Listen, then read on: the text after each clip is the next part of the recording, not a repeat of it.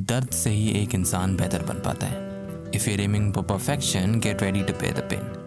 जब मैं इस थॉट को सोचता हूँ तो मुझे दो मूवीज़ याद आती है, डेमियन चज़ेल की विप्लैश और इम्तियाज़ अली की रॉकस्टार। दोनों मूवीज़ एक दूसरे से काफ़ी अलग है, बट एक थीम जो दोनों मूवीज़ फॉलो करती है वो है the suffering of protagonist. Damien एक ड्रमर बनना चाहता है, but at first we can see he is not good at it. वहीं रॉकस्टार में जॉर्डन एक सिंगर बनना चाहता है, but he is not good at it.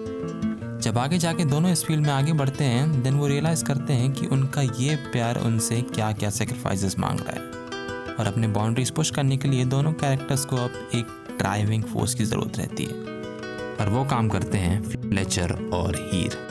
ना दोनों हमारे प्रोटैगनिस्ट को काफ़ी डिफरेंट तरीके से आगे बढ़ाते हैं, एक प्यार से और दूसरा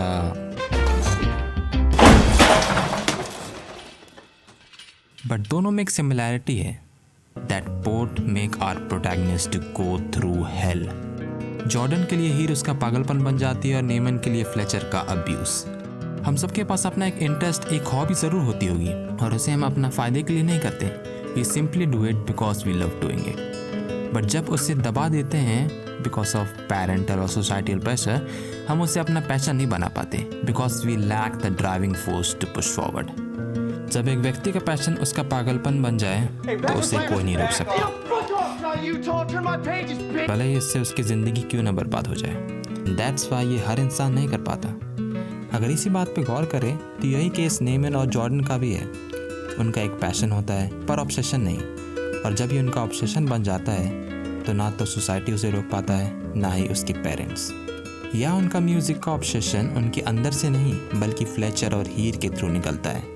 वो उन्हें वो रीज़न देते हैं जिसके बलबूते पर उनका डर ख़त्म हो जाता है। कि जानते हुए भी कि उनका ये ऑब्सेशन उन्हें बर्बाद कर देंगे, they still bear it, they still do it, they still move forward with it, क्योंकि अब ये उनकी आदत नहीं, उनकी ज़िंदगी बन गई है। मेरा दिल नहीं टूटना चाहिए, मेरा दिल नहीं टूटना चाहिए। वो इन पर निर्भर हो गए हैं क्योंकि they bring out the best in them. धीरे धीरे वो इस साइकिल ऑफ पेन को अपनाने लग जाते हैं, और एक पॉइंट आता है कि इसके बिना उनको अपनी ज़िंदगी अधूरी लगने लगती है। They love them, they hate them, but at the end they can't live without them। जब उनका ऑब्सेशन उनसे दूर चले आता है तो वो फील कर पाते हैं कि उनके बिना उनका म्यूज़िक कितना अधूरा है। ये जानते हुए भी कि धीरे धीरे यही ऑब्सेशन उन्हें खोखला करते जा रहा है, वो रुकते नहीं हैं, और आखिरकार जब वो परफेक्शन पा लेते हैं तो वो देख पाते हैं कि वो अकेले हैं।